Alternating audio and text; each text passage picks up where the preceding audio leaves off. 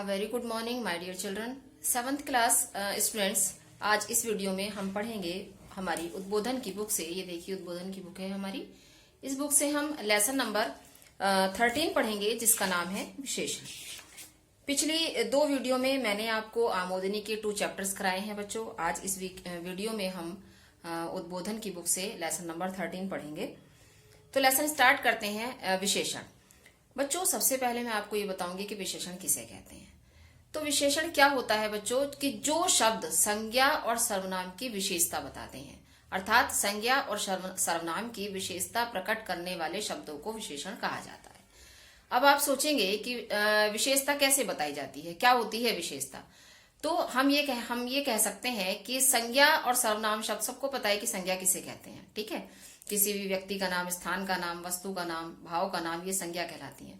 तो किसी भी संज्ञा शब्द से पहले लगकर जो शब्द उस संज्ञा शब्द की विशेषता बताते हैं, क्वालिटी बताते हैं, यानी कि वह मोटा है, पतला है, काला है, सफेद है, लंबा है, चौड़ा है, एक है, चार है, ये शब्द जो हैं, ये सारे शब्द जो हैं ये हमारी विशेषता प्रकट करने वाले शब्द हैं।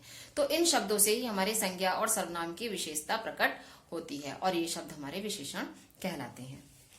तो चैप्टर पर आते हैं हम। चैप्टर आप अपनी बुक खोल लीजिए और लेसन नंबर 3 उसमें 13 निकाल लीजिए। विशेषण वे शब्द जो वाक्य में प्रयुक्त संज्ञा या सर्वनाम की विशेषता को प्रकट करते हैं, विशेषण कहलाते हैं। जैसा कि मैंने अभी आपको अपने शब्दों में बताया कि ऐसे शब्द जो संज्ञा और सर्वनाम की विशेषता को प्रकट करते हैं वो विशेषण कहलाते हैं।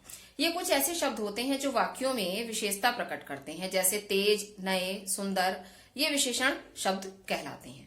उदाहरण के लिए नीचे दिए गए वाक्य पढ़िए। देखिए यहाँ कुछ उदाहरण के लिए नीचे वाक्य दिए गए हैं, मैं पढ़ती हूँ यहाँ कि 3 बिल्लियां बैठी हैं। तो बिल्लियां जो है हमारा संज्ञा शब्द है, लेकिन 3 शब्द जो है ये हमारी बिल्लियों की विशेषता प्रकट कर रहा है कि कितनी बिल्लियां हैं, 3 बिल्लियां हैं। तो 3 शब्द जो है ये हमारा संज्ञा की विशेषता प्रकट कर रहा है। तो 3 शब्द होगा हमारा विशेषण। माला बहुत सुंदर है, माला कोई लड़की है, ये हमारा संज्ञा शब्द है। और सुंदर जो है वो सुंदर शब्द ने माला की विशेषता को प्रकट किया, तो ये होगा हमारा सुंदर जो शब्द है ये होगा विशेषण। ये पेड़ बहुत ऊंचा है, पेड़ की विशेषता बताई जा रही है किस शब्द से, ऊंचा शब्द से, तो ऊंचा शब्द हमारा होगा विशेषण। यह काली गाय है, तो गाय की विशेषता बता रहा है काली शब्द, अर्थात गाय जो है वो काली है, तो काली हमारा विशेषण होगा। ठीक है, ये मुझे पूरी उम्मीद है कि आपको समझ में आ गया होगा। विशेषता प्रकट करने वाले शब्दों को ही विशेषण कहते हैं। इन वाक्यों में 3, सुंदर, ऊंचा, काली शब्द विशेषण है, क्योंकि ये शब्द किसी न किसी विशेषता को प्रकट कर रहे हैं। अब इसकी परिभाषा, एक प्रॉपर डेफिनेशन यहाँ दी गई है, देख लीजिए येलो बॉक्स में, आप देख सकते हैं इसमें बुक में येलो बॉक्स में एक प्रॉपर डेफिनेशन इसकी दी गई है कि संज्ञा या सर्वनाम की विशेषता बताने वाले शब्द विशेषण कहलाते हैं। ठीक है, विशेष्य। अब आपने पढ़ा विशेषण, अब हम पढ़ेंगे कि विशेष्य क्या होता है। तो बच्चों, जो शब्द विशेषता बताते हैं वो विशेषण होते हैं, और जो विशेषण शब्द जिसकी विशेषता बताते हैं वो विशेष्य कहलाते हैं। जैसे काली बिल्ली, काली शब्द हमारा विशेषण बता रहा है, विशेषण है, विशेषता बता रहा है, लेकिन किसकी विशेषता बताई जा रही है, बिल्ली की, तो बिल्ली हमारा विशेष्य होगा। ठीक है। 3 कलम, 3 शब्द हमारा जो है वो विशेषता बता रहा है। कलमों की कितने कलम है, 3 कलम है, 3 पेन है, और पेन जो है वो हमारा विशेष्य होगा, और 3 जो है वो विशेषण होगा। ठीक है, समझ में आ गया होगा आपकी। विशेषण के 4 भेद होते हैं। काइंड से यहां हम पढ़ रहे हैं विशेषण की, कि विशेषण के 4 भेद होते हैं। गुणवाचक विशेषण, संख्यावाचक विशेषण, परिमाणवाचक विशेषण, संकेतवाचक विशेषण, ये हमारी 4 काइंड्स होती हैं विशेषण की। सबसे पहले आता है गुणवाचक विशेषण। गुणवाचक विशेषण क्या होता है बच्चों, वे शब्द जो संज्ञा और सर्वनाम शब्दों के गुण, दोष, आकार, स्थान, रंग, काल, दशा, गंध, स्वाद, दिशा आदि का ज्ञान कराते हैं, यानी कि इनमें से किसी भी क्वालिटी का ज्ञान कराने वाला शब्द विशेषण होगा। कौन सा विशेषण होगा, गुणवाचक विशेषण। ठीक है, चाहे वो रंग बताए, दशा बताए, दिशा बताए, ठीक है, दोष बताए, गुण बताए, कोई भी चीज बताए, वो इसमें से गुणवाचक विशेषण होगा। ठीक, अब हम आते हैं उदाहरण के लिए। नीचे दिए गए वाक्यों को पढ़िए और समझिए। देखिए क्या क्या उदाहरण दिए गए हैं नीचे, कि पृथ्वी गोल है, पृथ्वी कैसी है, गोल, तो गोल शब्द जो है ये आकार बता रहा है, आकार को दर्शा रहा है। पृथ्वी कैसी है, गोल है, तो गोल शब्द जो है हमारा विशेषण है, इसने हमारी पृथ्वी की विशेषता बताई। अंगूर बहुत खट्टे हैं, ये स्वाद बता रहा है, खट्टे शब्द, तो खट्टे जो है वो विशेषण होगा। खरगोश का रंग सफेद है, तो सफेद जो है वो रंग बता रहा है, अर्थात सफेद शब्द जो है वो विशेषण होगा। क्योंकि अभी हमने आप परिभाषा में ऊपर पढ़ा कि आकार बताने वाला, रंग बताने वाला, स्वाद बताने वाला कोई सा भी विशेषण हो वो क्या होगा, गुणवाचक विशेषण। फिर आता है संख्यावाचक विशेषण। संख्यावाचक विशेषण किसे कहते हैं बच्चों, जिन शब्दों से संज्ञा या सर्वनाम शब्दों की संख्या का पता चलता है वो संख्यावाचक विशेषण कहलाते हैं। जैसे बाग में कुछ फूल खिले हैं। अब आप संख्यावाचक विशेषण हमने पढ़ा कि जिन शब्दों से संज्ञा या सर्वनाम की संख्या का पता चलता है, तो बच्चों इसमें भी दो काइंड्स होती हैं संख्यावाचक शब्दों, संख्यावाचक विशेषण की भी दो काइंड्स होती हैं, एक निश्चित संख्यावाचक और एक अनिश्चित संख्यावाचक। चाहे वो, पहली बात तो ये है बच्चों कि जो शब्द चाहे वो अनिश्चित संख्यावाचक हो या निश्चित संख्यावाचक हो, अगर वो संख्या बता रहा है, चाहे वो निश्चित हो या अनिश्चित हो, तो वो आएगा संख्यावाचक विशेषण।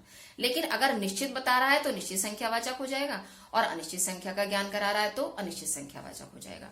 तो जैसे हम इसमें पढ़ेंगे उदाहरण की बाग में कुछ फूल खिले हैं, कुछ फूल, हमने गिने नहीं है कितने फूल है, कुछ फूल खिले हैं, तो ये संख्या बताई जा रही है फूलों की, तो ये हमारा यहाँ हम संख्यावाचक विशेषण कह सकते हैं, ठीक है, क्योंकि संख्या बताई जा रही है। 10 बकरियां पहाड़ी पर चर रही हैं, कितनी बकरियां, 10 बकरियां, तो ये निश्चित संख्या बता रहा है, 10 शब्द जो है हमारा, तो ये हमारा हो जाएगा निश्चित संख्यावाचक। अर्थात निश्चित संख्या बताने वाला शब्द निश्चित संख्यावाचक विशेषण और अनिश्चित संख्या बताने वाला शब्द अनिश्चित संख्यावाचक कहलाएगा। अब हम आते हैं परिमाणवाचक विशेषण पर। सेम हियर बच्चों, यहाँ भी बिल्कुल सेम ही होता है। परिमाणवाचक शब्द वो विशेषण होते हैं जो संज्ञा या सर्वनाम शब्दों की मात्रा या नाप तौल का विवरण देते हैं। मात्रा या नाप तौल का, मात्रा कैसे कि थोड़ा सा दूध, कितनी मात्रा हुई, क्वांटिटी बताई दूध की, कितना, थोड़ा सा, है ना, 2 लीटर दूध, कितनी क्वांटिटी हुई इसकी, 2 लीटर, ठीक है, तो ये हमारा बता दिया उसने मात्रा। नाप तोल, नाप जैसे 2 मीटर कपड़ा, 5 मीटर कपड़ा, इस तरह से नाप बता दी। तो ये नाप तोल या मात्रा बताने वाले शब्द जो हैं हमारे, वो क्या कहलाएंगे, परिमाणवाचक विशेषण, क्योंकि इन्हें हम गिन नहीं सकते, गिनने वाले तो संख्यावाचक में आ गए, अब नाप तोल करने वाले जो शब्द हैं वो आएंगे हमारे परिमाणवाचक विशेषण में। जैसे 2 मीटर कपड़ा, 2 किलो दूध।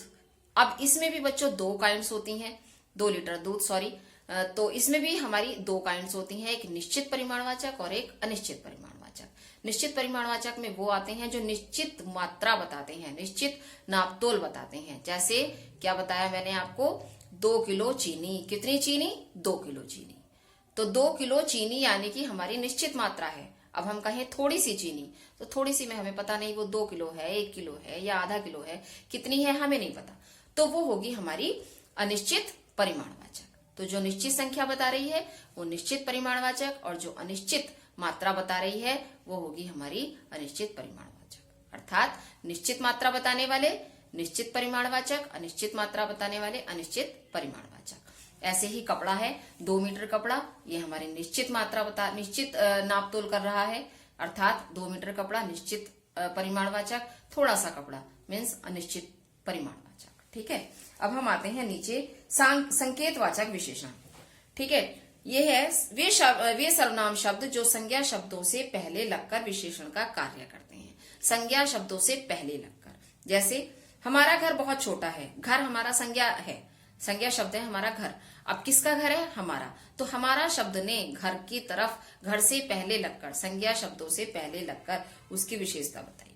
वह साइकिल मेरी है, तो वह साइकिल, कौन सी साइकिल, वह साइकिल, तो ये होगा हमारा सांकेतिक या हम कह सकते हैं संकेतवाचक विशेषण, ठीक है।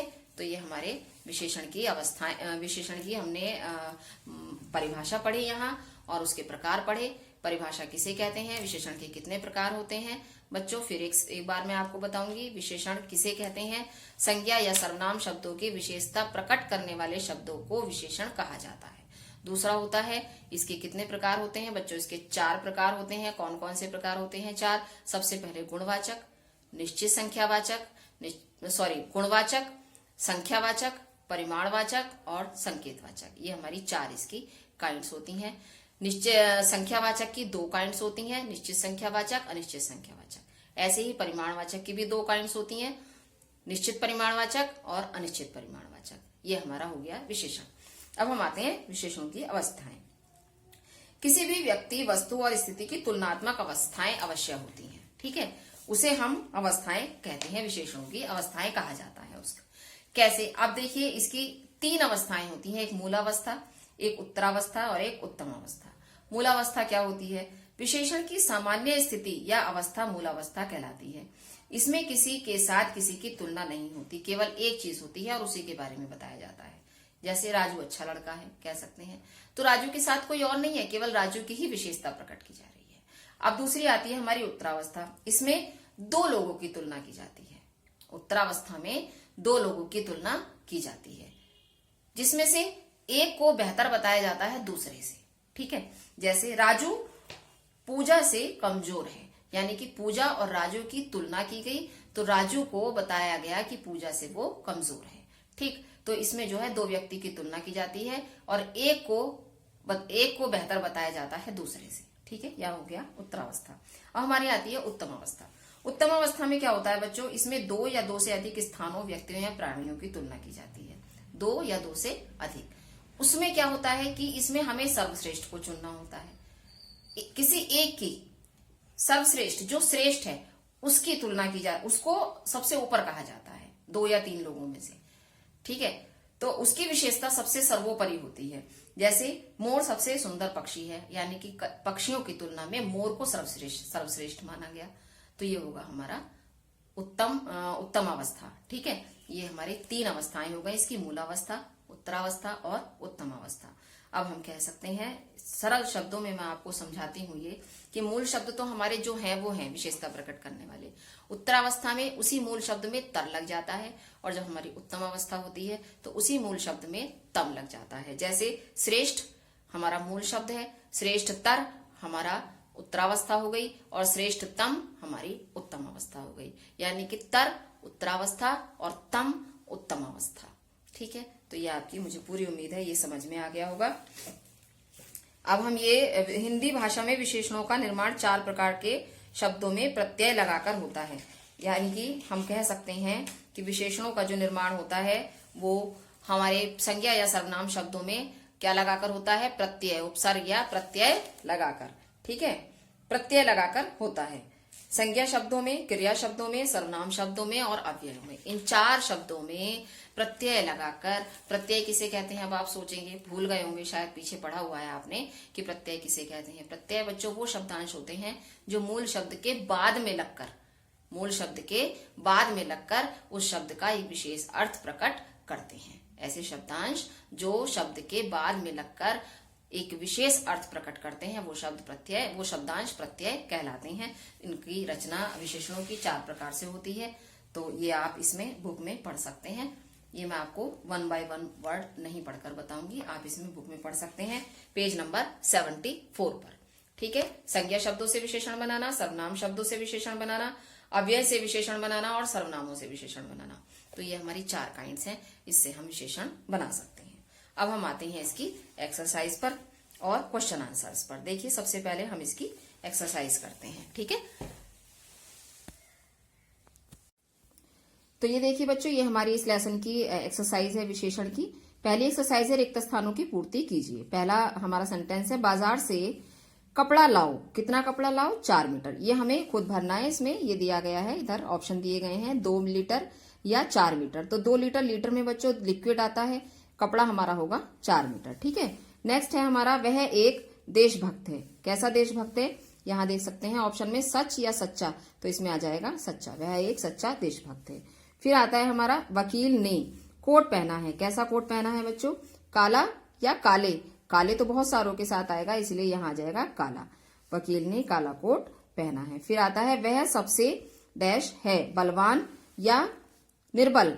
तो यहाँ आएगा वह सबसे बलवान है। विशाल 5वीं कक्षा में पढ़ता है, यहाँ 5वीं दिया गया है और 5 दिया गया है। जब 5 कक्षा लगाया है तो यहाँ 5वीं हो जाएगा, वह 5वीं कक्षा में पढ़ता है। ये इसने विशेषता प्रकट की कक्षा की, ठीक। अब आ जाते हैं नीचे, निम्नलिखित विशेषण शब्दों का प्रयोग अपने वाक्यों में कीजिए।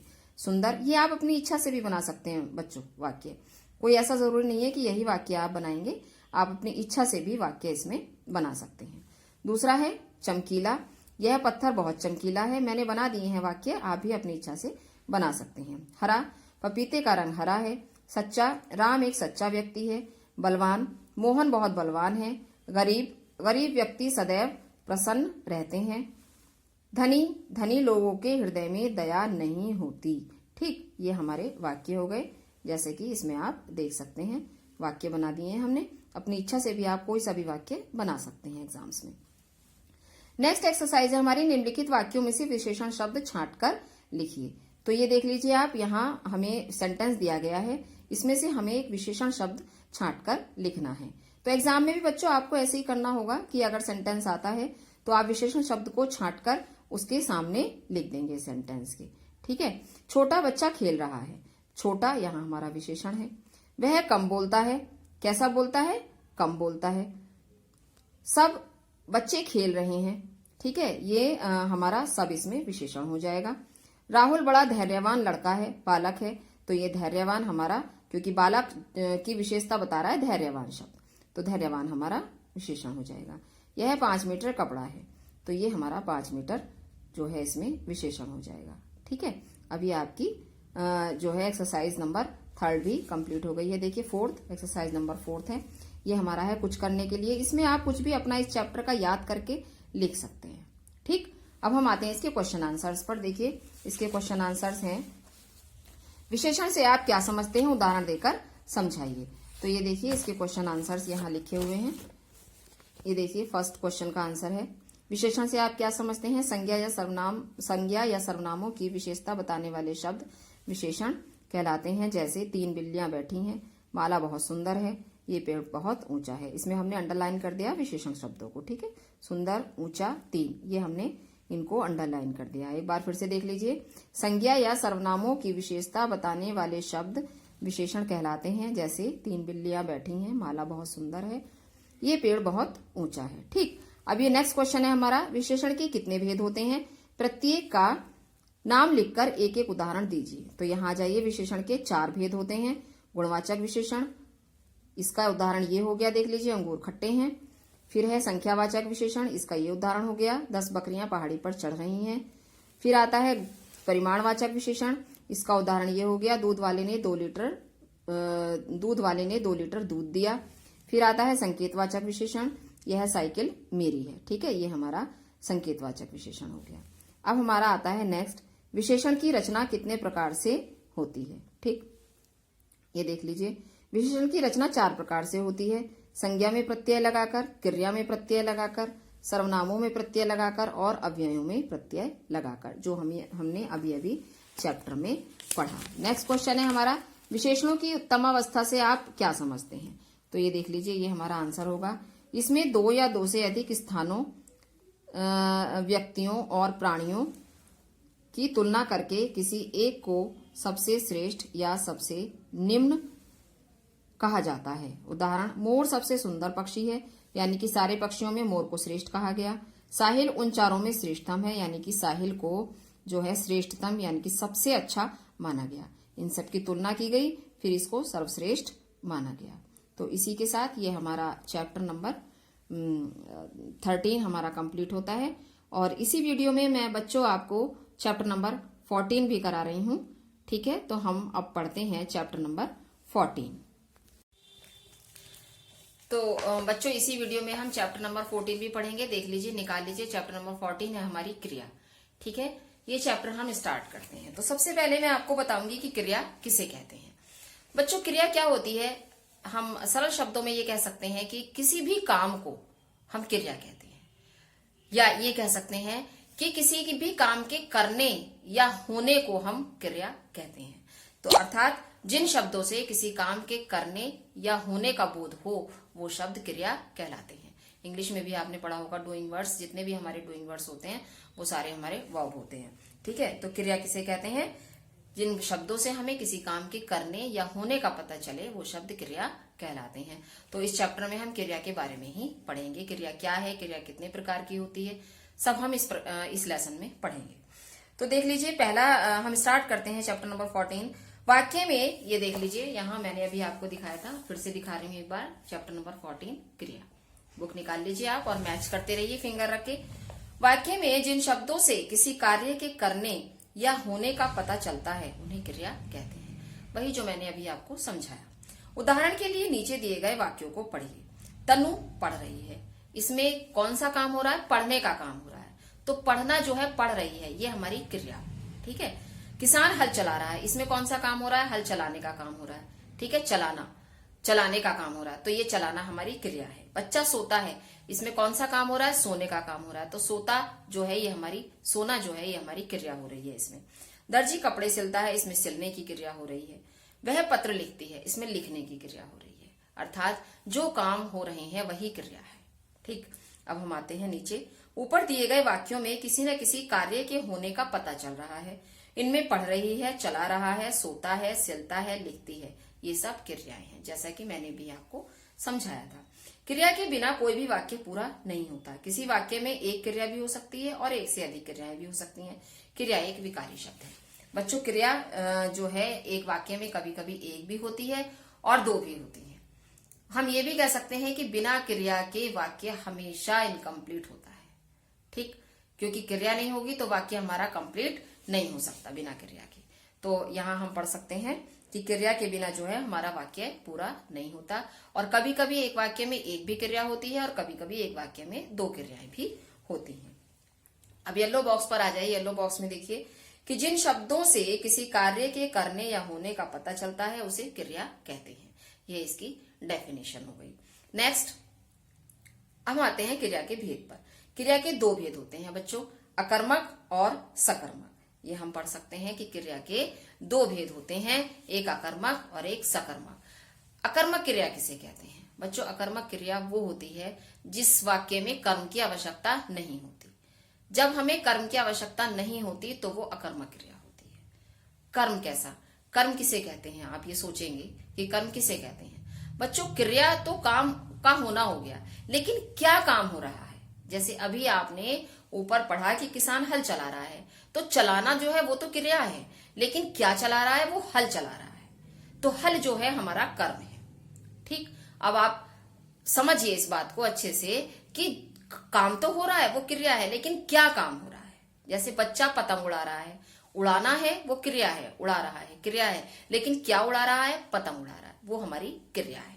तो ये जिसमें कर्म की आवश्यकता होती है वो सकर्मक क्रिया, जिसमें कर्म नहीं होता वो अकर्मक क्रिया। कर्म के आधार पर क्रिया के दो भेद होते हैं, एक अकर्मक और एक सकर्मक। जिसमें कर्म की आवश्यकता होती है वो सकर्मक और जिसमें कर्म की आवश्यकता नहीं होती वो अकर्मक। ठीक, समझ में आ गया आपकी?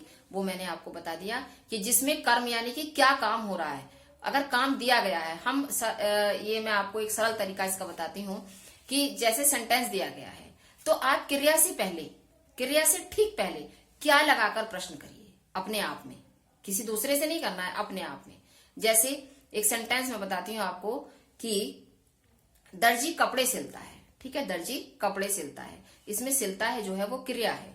अब सिलता है से पहले जस्ट पहले क्या लगाइए आप कि दर्जी क्या सिलता है। अगर हमें उत्तर मिल रहा है तो हमारी वो सकर्मक क्रिया है, केवल क्या लगाकर प्रश्न करने पर। बाकी और कोई सा शब्द लगाकर आप प्रश्न नहीं करेंगे, केवल क्या लगाकर। अगर हम क्या लगाकर प्रश्न कर रहे हैं और हमें उत्तर मिल रहा है तो इसका मतलब है वो सकर्मक क्रिया है, उसमें कर्म है। ठीक है, और क्या लगाकर प्रश्न करने पर अगर हमें उत्तर नहीं मिल रहा है तो वो अकर्मक क्रिया है।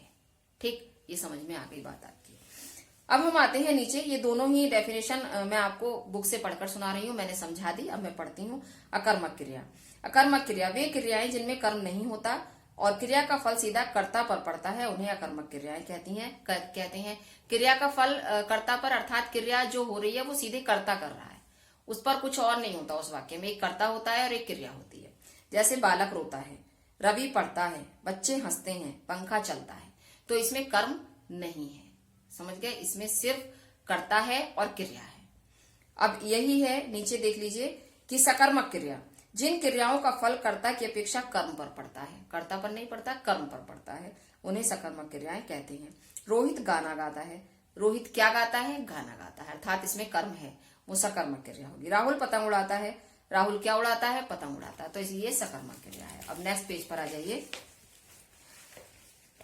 अभी अभी बताया था आपको कि कभी कभी एक वाक्य में एक क्रिया भी होती है, दो क्रिया भी होती है। उसी प्रकार, ठीक उसी प्रकार वाक्य में एक कर्म भी होता है और दो कर्म भी होते हैं। ठीक है, कभी कभी एक कर्म भी होता है और दो कर्म भी होते हैं। देख लीजिए कैसे। जिस क्रिया में एक कर्म होता है वो एक कर्म क्रिया कहलाती है। जैसे वह पूजा करता है, क्या करता है, पूजा करता है, यानी कि क्या करके हमने प्रश्न किया और उत्तर मिला, तो वो एक कर्म होगा, यानी कि एक क्या का हमें सिर्फ उत्तर मिल रहा है, तो वो होगा एक कर्म क्रिया। वह साइकिल चलाता है, क्या चलाता है, साइकिल चलाता है, तो ये हो गई हमारी एक कर्म क्रिया। अब दूसरा दो कर्म क्रिया है, जिस क्रिया में दो कर्म होते हैं, यानी कि वह ब्रश से दांत साफ करता है। वह किससे दांत साफ करता है, ब्रश से, और क्या साफ करता है, ब्रश से, और क्या साफ करता है, दांत। तो यानी कि किससे और क्या, ये हमारी दो प्रश्न पूछने पर उत्तर मिला, तो ये हमारे दो कर्म हो गए। वह पेन से कहानी लिखता है, किससे लिखता है, पेन से, क्या लिखता है, कहानी। तो किससे और क्या दोनों प्रश्न पूछने पर अगर उत्तर मिल रहा है तो उसमें दो कर्म होंगे। ठीक है, चलिए नीचे आता है संरचना की दृष्टि से क्रिया के भेद।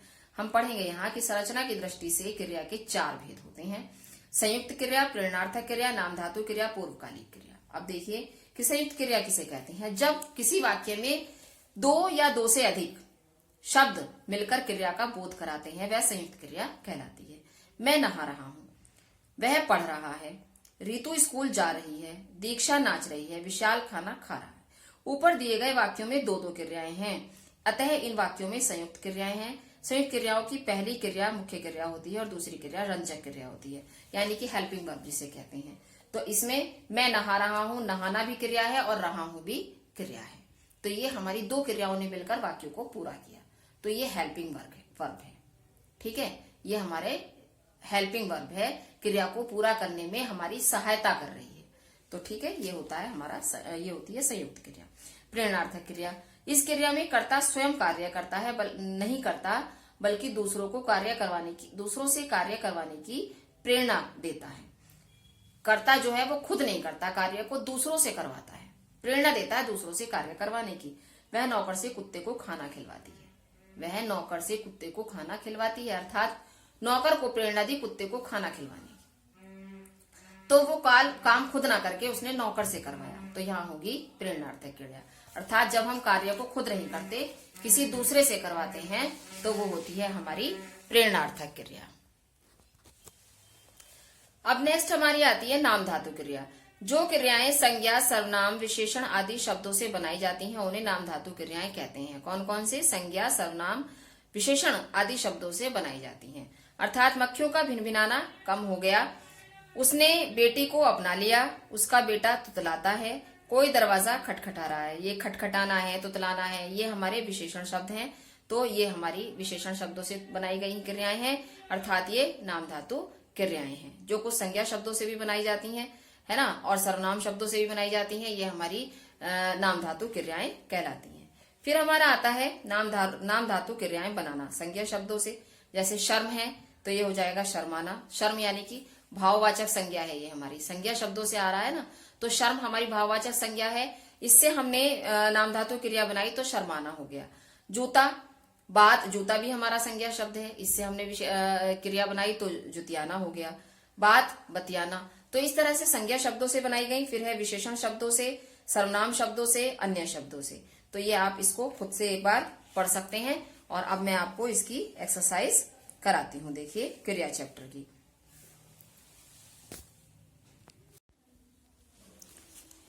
तो ये देखिए बच्चों, निम्नलिखित शब्दों की नाम धातु क्रियाएं बनाइए। ये इसकी एक्सरसाइज है, यहाँ हम पढ़ सकते हैं इसको कि दोहरा, दोहराना, तोतला, तुतलाना, ये विशेषण शब्द है हमारा, तो ये तुतलाना हो गया इसका। बात, बतियाना, छल छल, छल छलाना, टिमटिम, टिमटिमाना, झूठ, झुठलाना, गरम, गरमाना, हिन हिन, हिन हिनाना। तो ये हम पढ़ सकते हैं इसकी। ये कौन सी क्रियाएं हो गई? हमारी नाम धातु क्रियाएं। ये हमने यहाँ नाम धातु क्रियाएं बनाई संज्ञा शब्दों से। ठीक है, संज्ञा भी है इसमें और विशेषण शब्द भी हैं, इनसे हमने नाम धातु क्रियाएं बनाई। फिर आता है सकर्मक और अकर्मक क्रियाएं छांट कर लिखना। इसमें से हमें छांटना है कि कौन सी क्रिया सकर्मक है और कौन सी अकर्मक है। राहुल रोता है, हम क्या लगाकर प्रश्न करेंगे? अगर हमें उत्तर नहीं मिल रहा है तो वो अकर्मक क्रिया होगी। तो राहुल रोता है, इसमें हमें क्या लगाकर प्रश्न कर रहे हैं तो हमें कोई उत्तर नहीं मिल रहा, इसलिए ये अकर्मक क्रिया है। दूसरा है ऋतु गाना गाती है। ऋतु क्या गाती है? ऋतु गाना गाती है, तो ये कर्म मिल रहा है हमें, यहाँ ये हो गया हमारा सकर्मक क्रिया। ठीक है। नेक्स्ट आता है आम मीठा है। आम कैसा है? मीठा। ठीक है, तो ये हमारा क्या करने पर उत्तर नहीं मिला, कैसा करने पर मिला है। तो क्या करने पर अगर मिलता है तभी हम केवल उसे कर्म या कर्म कहते हैं, तो ये हमारी अकर्मक क्रिया होगी। आम मीठा है, तो यहाँ हम इसको अकर्मक लिख सकते हैं। अमिता चित्र बना रही है। अमिता क्या बना रही है? चित्र बना रही है, अर्थात इसका उत्तर हमें मिल रहा है। तो अमिता चित्र बना रही है, यानी कि चित्र हमारा कर्म है, तो यहाँ देख लीजिए हमने लिख दिया इसको सकर्मक। नेक्स्ट है हमारा वह गहरी नींद सोता है। कैसी नींद सोता है? गहरी नींद। तो कैसी से प्रश्न पूछने पर नहीं मिलेगा उत्तर। वह गहरी नींद सोता है, अर्थात कैसी प्रश्न से उत्तर मिल रहा है, तो ये हमारा क्या प्रश्न से नहीं मिल रहा है, तो ये हमारा अकर्मक होगा। राजू ने पूजा को पुस्तक दी। क्या दी? पुस्तक दी। तो देखिए क्या करने पर प्रश्न का उत्तर हमें मिला, क्या प्रश्न करने पर, तो हमारा ये सकर्मक हो जाएगा कि राजू ने पूजा को पुस्तक दी। क्या दी? पुस्तक दी। तो ये हमारा सकर्मक क्रिया हो जाएगा। यहाँ एक बार फिर से देख सकते हैं आप आंसर इसके, ये देख लीजिए। एक बार ऐसे भी दिखा देती हूँ मैं आपको पूरा, ये आप देख सकते हैं इसमें। ठीक है। नेक्स्ट हमारा क्वेश्चन आता है सही या गलत पर निशान लगाइए। तो ये देखिए सही वाक्य के सामने सही तथा गलत वाक्य के सामने गलत का चिन्ह लगाइए। क्रिया के मूल रूप को ही धातु कहते हैं, तो ये सही वाक्य है, बिल्कुल हमने टिक कर दिया है। यहाँ द्विकर्मक क्रिया में एक कर्म होता है, नहीं द्विकर्मक क्रिया में दो कर्म होते हैं, तो इसलिए हमने ये गलत का निशान लगाया है। यहाँ क्रिया एक अविकारी शब्द है, नहीं ये क्रिया हमारी विकारी शब्द है, इसलिए हमने इसको रॉन्ग कर दिया है। प्रेरणार्थक क्रियाएं 4 प्रकार की होती हैं, प्रेरणार्थक क्रियाएं हमारी 4 प्रकार की नहीं होती हैं, इसलिए हमने इसको रॉन्ग किया है। संरचना की दृष्टि से क्रिया के 5 भेद होते हैं, संरचना की दृष्टि से 4 भेद होते हैं बच्चों, तो इसलिए ये रॉन्ग है। ठीक है, ये हमारी एक्सरसाइज हो गई। अब हम इसके क्वेश्चन आंसर्स करते हैं क्रिया चैप्टर के। देखिए पहला क्वेश्चन है हमारा क्रिया की परिभाषा दीजिए। तो यहाँ हम देख सकते हैं कि जिन शब्दों से क्रिया के करने या होने का पता चलता है उन्हें क्रिया कहते हैं। ठीक है, तनु पढ़ रही है, किसान हल चला रहा है, तो ये हमारा पढ़ना और चलाना क्रिया हो गया। नेक्स्ट है हमारा क्रिया के कितने भेद होते हैं? क्रिया के 2 भेद होते हैं, अकर्मक और सकर्मक। ये हमारा हो गया क्रिया के भेद, अकर्मक और सकर्मक। कर्म के आधार पर क्रिया के कितने भेद होते हैं? कर्म के आधार पर क्रिया के बच्चों 2 ही भेद होते हैं, एक सकर्मक और एक अकर्मक। ये हमारे कर्म के आधार पर ही भेद होते हैं। अकर्मक और सकर्मक क्रिया में अंतर, ये आप देख सकते हैं, अकर्मक क्रिया और ये सकर्मक क्रिया। अकर्मक किसे कहते हैं? वे क्रियाएं जिनमें कर्म नहीं होता और क्रिया का फल सीधा कर्ता पर पड़ता है, उन्हें अकर्मक क्रियाएं कहते हैं। जैसे बालक रोता है, रवि पढ़ता है। जिन क्रियाओं का फल कर्ता की अपेक्षा कर्म पर पड़ता है, उन्हें सकर्मक क्रियाएं कहा जाता है। जैसे रोहित गाना गाता है, रोहित पतंग उड़ाता है। ठीक है, तो ये हमारे प्रश्नों के उत्तर हो गए, आप देख सकते हैं एक बार। नेक्स्ट क्वेश्चन पर हम आते हैं। पूर्वकालिक क्रिया किसे कहते हैं? उदाहरण देकर स्पष्ट कीजिए। तो ये हमारा देखिए आप कि पूर्वकालिक क्रिया, जो क्रियाएं वाक्य में मुख्य क्रिया से पहले आती हैं वे पूर्वकालिक क्रियाएं कहलाती हैं। उदाहरण, पूर्वकालिक यानी कि मुख्य क्रिया से पहले आने वाली क्रिया पूर्वकालिक क्रिया कहलाती है। और इसकी बच्चों मोस्टली पहचान होती है कि इसमें कर लगा होता है, कर लगा होता है इसमें। तो बच्चा दूध पीकर सो गया, इसमें मुख्य क्रिया है सोना, लेकिन उससे पहले एक क्रिया हो चुकी है पीने की, तो इसमें पीने की क्रिया में कर लगा दिया, यानी कि पीकर हो गया। वह नहाकर स्कूल गया, मुख्य क्रिया है स्कूल जाना, लेकिन इस जाने से पहले एक और काम किया है, नहाने की क्रिया की है, तो नहाने की क्रिया में कर लगा दिया है, तो ये हो गया नहाकर। तो बच्चों ये हमारी होगी इस लेसन के क्वेश्चन आंसर्स। 5 क्वेश्चन हैं इस चैप्टर में, इनके आंसर्स मैंने तुम्हें लिखा दिए हैं, देखिए। और अभी मैं आपको एक वीडियो और डालूंगी जिसमें लेसन 15 और बाकी आगे का मैं काम आपको कराऊंगी। ठीक है, तो इसी के साथ थैंक यू वेरी मच।